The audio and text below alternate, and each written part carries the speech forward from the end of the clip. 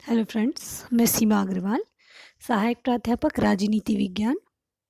आज के इस वीडियो में हम बात करेंगे मनु के सप्तांग सिद्धांत के विषय में। राज्य के विषय में उन्होंने जो सप्तांग सिद्धांत दिया है, आज हम उसकी चर्चा करेंगे। तो सबसे पहले हम संक्षिप्त में मनु के विषय में जान लेते हैं। हमारा जो भारतीय राजनीतिक चिंतन रहा है, वो प्राचीन काल से ही विश्व के राजनीतिक दर्शन का मार्गदर्शक रहा है। भारतीय राजनीतिक चिंतन का केंद्र बिंदु यही रहा है कि मनुष्य का कल्याण कैसे हो। वेद, पुराण, उपनिषद, स्मृति, मीमांसा जितने भी ग्रंथ रहे हैं, वो सभी मानव कल्याण के लिए विस्तृत रूप से सामग्री प्रदान करते हैं। और इसी प्रकार से मनुस्मृति भी जो है वो मनुष्य के आचार व्यवहार, वर्ण व्यवस्था, आश्रम व्यवस्था, इन सारी चीज़ों की व्याख्या इसमें की गई है। धर्म, अर्थ, काम, मोक्ष, इस सब चीज़ों की व्याख्या जो है मनुस्मृति में देखने को मिलती है। मनुस्मृति में मानव धर्म, हिंदू जीवन दर्शन, समाजशास्त्र, विधि शास्त्र, संविधान और राजनीति शास्त्र जैसे विषयों पर काफ़ी प्रमाणिक और पर्याप्त सामग्री उपलब्ध है। और यही कारण है कि हम राजनीति शास्त्र के अंतर्गत इसका अध्ययन करते हैं। अब मनु का जो है कब उनका जन्म हुआ या उनका काल कौन सा था, इस संबंध में थोड़ा सा मतभेद है।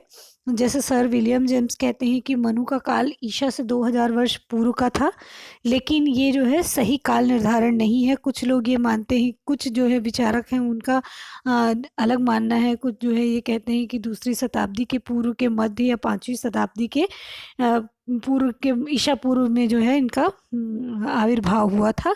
हालांकि इनके जो जन्म तिथि है उसका निर्धारण करना कठिन है, लेकिन ये चीज़ तय है कि मनु जो है कौटिल्य से पहले के थे, क्योंकि कौटिल्य के अर्थशास्त्र में मनु का उल्लेख मिलता है।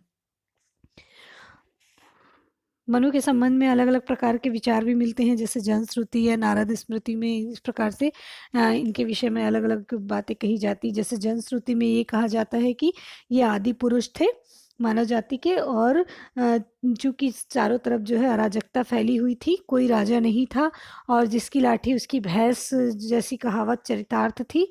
तो ऐसी स्थिति में जो है जन कल्याण के लिए जो है ब्रह्मा जी ने मनु को जो है प्रथम राजा के रूप में भेजा था। इसी प्रकार से मनुस्मृति, नारद स्मृति में भी कई तरह की चीज़ें देखने को मिलती हैं। इसमें जो है ये कहा था कि मनुष्य मात्र के आधार के लिए स्वयंभू भगवान मनु ने उन पर आग्रह करके इस लोक में उनके लिए धर्मशास्त्र की रचना की।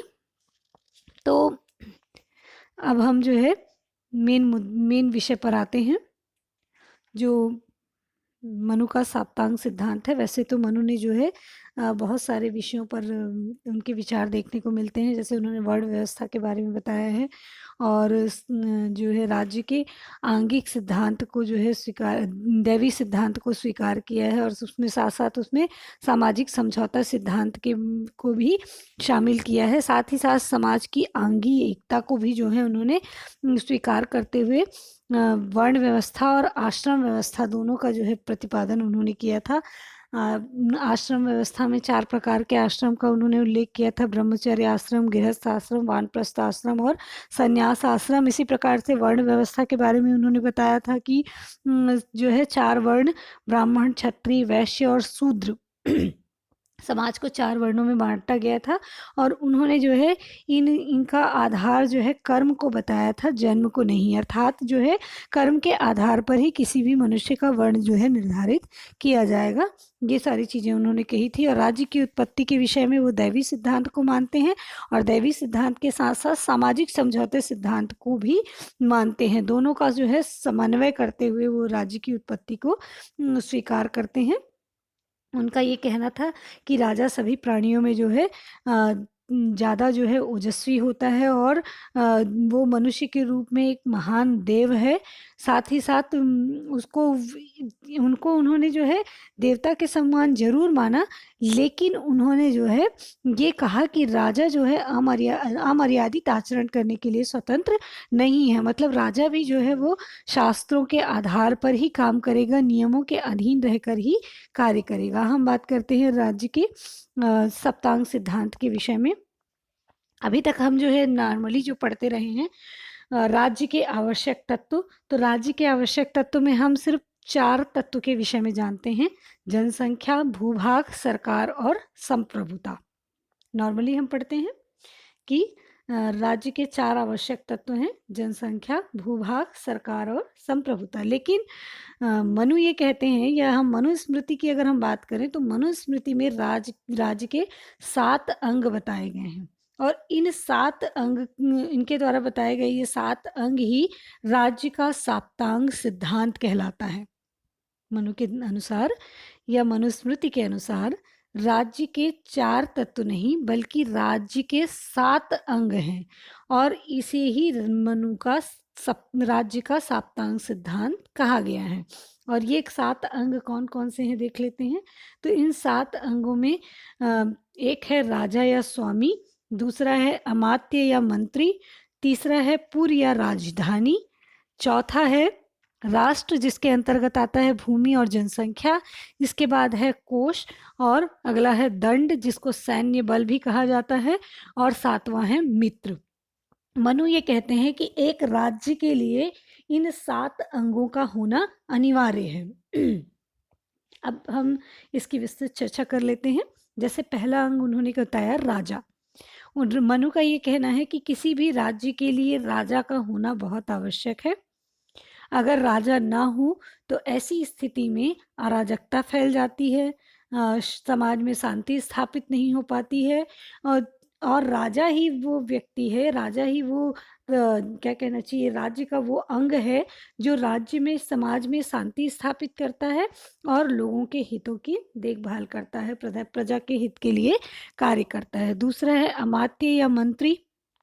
अब मनु ये कहते हैं कि राजा की सहायता के लिए मंत्रियों का होना भी आवश्यक है, क्योंकि अकेले वो अपने दायित्वों का जो है निर्वहन नहीं कर सकता। उसको अपने दायित्वों का पालन करने के लिए, उचित जो है परामर्श देने के लिए मंत्रियों का होना आवश्यक है। मंत्रियों के बिना राजा अपने कार्यों और दायित्वों का सही तरीके से निर्वहन नहीं कर सकता। तीसरी चीज है पुर या राजधानी।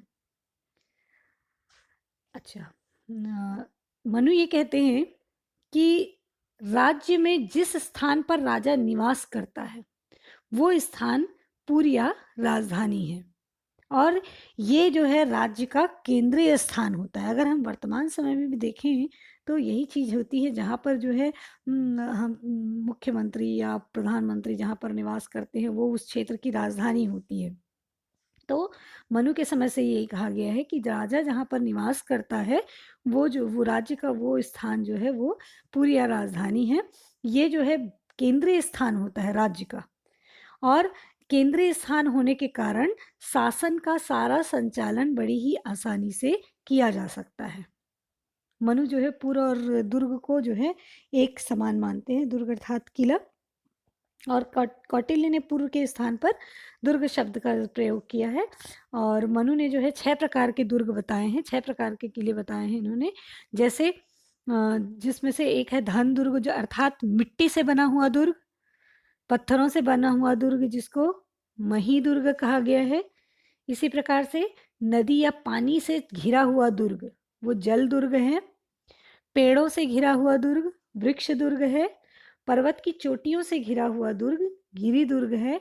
और जहाँ पर प्राकृतिक रूप से जो अनुकूल ना हो वहाँ पर जो है दुर्ग की रक्षा के लिए जो है चारों तरफ से सैनिकों का घेरा हो, वो सेना दुर्ग। अर्थात उन्होंने 6 प्रकार के दुर्ग बताए: धन दुर्ग, मही दुर्ग, जल दुर्ग, वृक्ष दुर्ग, गिरि दुर्ग और सेना दुर्ग। धन दुर्ग जो मिट्टी से बना हुआ है, मही दुर्ग पत्थरों से बना हुआ है, जल दुर्ग नदी या पानी से घिरा हुआ है, वृक्ष दुर्ग पेड़ों से घिरा हुआ है, गिरि दुर्ग पर्वत चोटियों से घिरा हुआ दुर्ग, और सेना दुर्ग अर्थात जो कि प्राकृतिक वातावरण के अनुकूल ना हो तो ऐसी स्थिति में वहां पर सेना से घिरा हुआ दुर्ग जो है सेना दुर्ग होगा। अगला जो अंग है वो है राष्ट्र।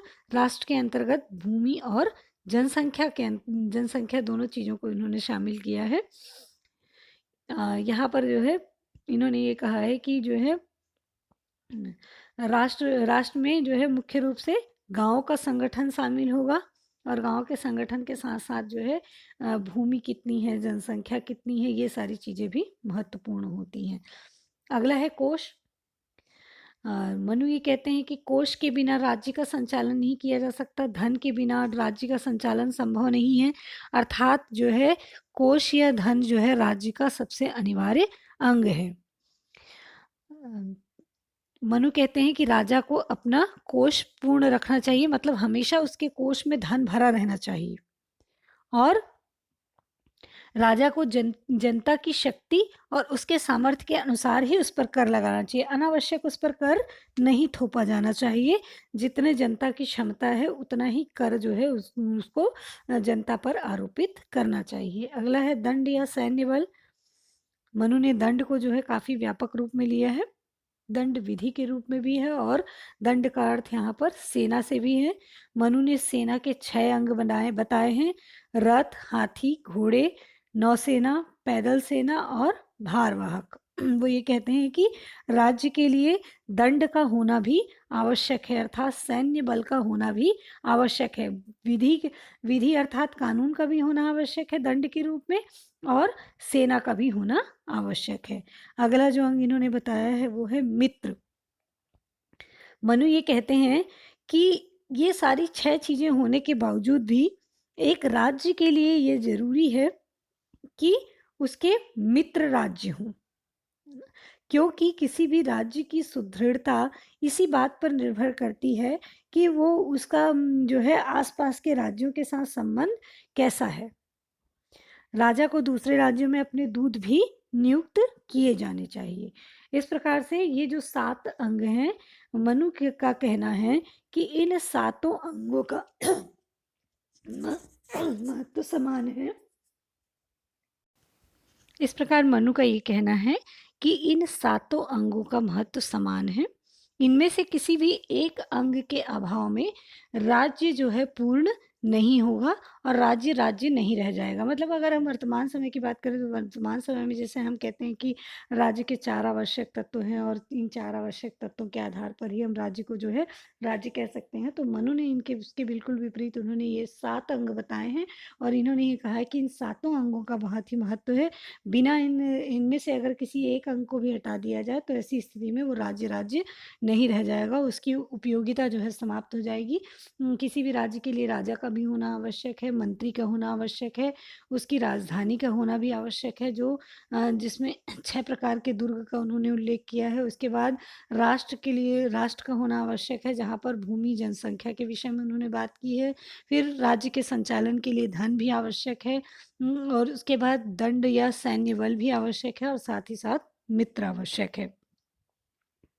अब हम बात कर लेते हैं मनु के द्वारा राजा की क्या क्या योग्यता बताई गई है। मनु ने जो है ये कहा है कि ईश्वर ने अष्ट देवताओं के गुणों से राजा का सृजन किया है, अर्थात राजा में ईश्वर के सारे गुण होने चाहिए। वो जो है व्यसन से दूर रहना चाहिए, इंद्रियों के ऊपर उसकी विजय होनी चाहिए, मतलब वो इंद्रियों को अपने वश में रख सके, इंद्रियों का गुलाम न रहे, है ना। जो राजा अपनी इंद्रियों को वश में नहीं रख सकता वो प्रजा को वश में नहीं रख सकता। तो इसलिए वो ये कहते हैं कि राजा जो है वो कैसा होना चाहिए, सद्गुणी होना चाहिए। तो इन्होंने कुछ जो है इसके गुण बताए हैं, जैसे उसको विद्वान, ब्राह्मण और वृद्धों का सम्मान करना चाहिए। उसको जो है सभी वेदों का ज्ञान होना चाहिए। इसके अलावा वेदों के ज्ञाता जो हैं उनके प्रति इनके मन में सम्मान की भावना होनी चाहिए। साथ ही साथ वो राजा जो है विनयशील होना चाहिए, और जो राजा विनयशील होता है वही जो है समृद्धि प्राप्त करता है। इसके साथ ही साथ उसको विद्या प्रेमी होना चाहिए, अर्थात उसको दंड नीति में, बातचीत में, विद्या में निपुण होना चाहिए, वेदों का उसको ज्ञान होना चाहिए। इसी प्रकार से इंद्रियों पर उसका नियंत्रण होना चाहिए, काम, क्रोध, मद, मोह इसमें उसको नहीं फंसना चाहिए। और जो राजा इस तरह से इंद्रियों में फंस जाता है वो जो है प्रजा का हित नहीं कर सकता, और साथ ही साथ खुद भी नष्ट हो जाता है। इसी प्रकार से उसको व्यसन से दूर रहना चाहिए, मतलब बुरी आदतों से दूर रहना चाहिए। जैसे 2 प्रकार के व्यसन उन्होंने बताए मनु ने, एक तो कामजन्य होता है जिसमें शिकार करना, जुआ खेलना, दिन में सोना, है ना? दूसरों की निंदा करना, स्त्री के प्रति आसक्त होना, ये सारी चीज़ें, या फिर मदपान करना, व्यर्थ का भ्रमण करना, ये सारे जो कामजन्य जो व्यसन हैं उससे राजा को दूर रहना चाहिए। इसी प्रकार से क्रोधजन्य जो व्यसन है उससे भी इसको दूर रहना चाहिए, जैसे चुगली है, दुस्साहस है, ईर्ष्या है, धन का अपहरण है, कठोर वचन बोलना है, इन सारी चीज़ों से उसको जो है दूर रहना चाहिए। अब हम बात कर लेते हैं राजा के कार्य के विषय में। राजा के कौन-कौन से कार्य जो है मनुस्मृति में बताए गए हैं। तो राजा के प्रमुख कार्य में पहला बताया गया है कर वसूल करना। राजा को अपनी प्रजा से जो है कर वसूल करना चाहिए, और कर वसूल करने के लिए उसको ईमानदार और योग्य कर्मचारी रखने चाहिए। ऐसे कर्मचारी नहीं रखना चाहिए जो भ्रष्ट हो, घूसखोर हो, है ना? ऐसे कर्मचारियों की नियुक्ति नहीं होनी चाहिए। इसके अलावा दूसरा काम है अपराधों की रोकथाम करना चाहिए। वो जो है अपराधियों को रोके, अपराधियों को जो है प्रायश्चित करवाए, उनसे पाप कर्म करने से उनको रोके। और अगला है इसमें आंतरिक शांति और व्यवस्था बनाए रखना।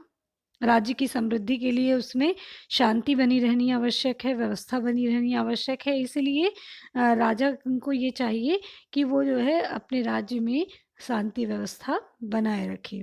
प्रजा के सुख समृद्धि के लिए 2 प्रकार के लोग जो है इसमें बाधक होते हैं। एक होता है प्रजागण, जिन्हें क्या कहना चाहिए, चोरों की संज्ञा दी जा सकती है, और दूसरा होता है अधिकारी वर्ग। तो मतलब किस तरह से चोर, जो क्या कर रहे हैं, लोगों को ठग रहे हैं, जनता की आंखों में धूल झोंक रहे हैं, नाप तौल में कोई धोखा दे रहे हैं, ऐसे चोरों को उन्होंने प्रत्यक्ष चोर की संज्ञा दी है। इसी प्रकार से अप्रत्यक्ष चोर जो इधर उधर जंगल में छिपकर चोरी के द्वारा दूसरों का धन अपहरण करते हैं, तो ऐसे लोगों से जो है ऐसे लोगों का राजा को पता लगाते रहना चाहिए अपनी गुप्तचरी के माध्यम से, और उनको दंडित करना चाहिए। इसी प्रकार से कुछ अधिकारी वर्ग भी भ्रष्ट हो जाते हैं, तो ऐसे अधिकारी रिश्वत लेते हैं, भ्रष्ट आचरण करते हैं, तो ऐसे लोगों को भी जो है राजा को जो है नियंत्रण रखना चाहिए। इसके अलावा राजा का कार्य है कि वो अपने राज्य की सीमाओं की रक्षा करे। साथ ही साथ राजा दिन प्रतिदिन अपनी शक्ति को बढ़ाता रहे। शत्रु को पराजित करने के लिए उसको अपनी शक्ति को हमेशा बढ़ाते रहना चाहिए। साथ ही साथ उसको राष्ट्र हित के लिए भी हमेशा संलग्न रहना चाहिए, और राष्ट्र के हित के लिए, प्रजा के हित के लिए जो है उसको कार्य करते रहना चाहिए। तभी जो है राज्य का कल्याण हो सकता है। और इस प्रकार से मनु ने राज्य को जो है पुलिस राज्य न बनाकर एक कल्याणकारी राज्य के रूप में जो है निरूपित किया था। वही कल्याणकारी राज्य जिसकी अवधारणा वर्तमान में सर्वाधिक प्रचलन में मौजूद है। धन्यवाद।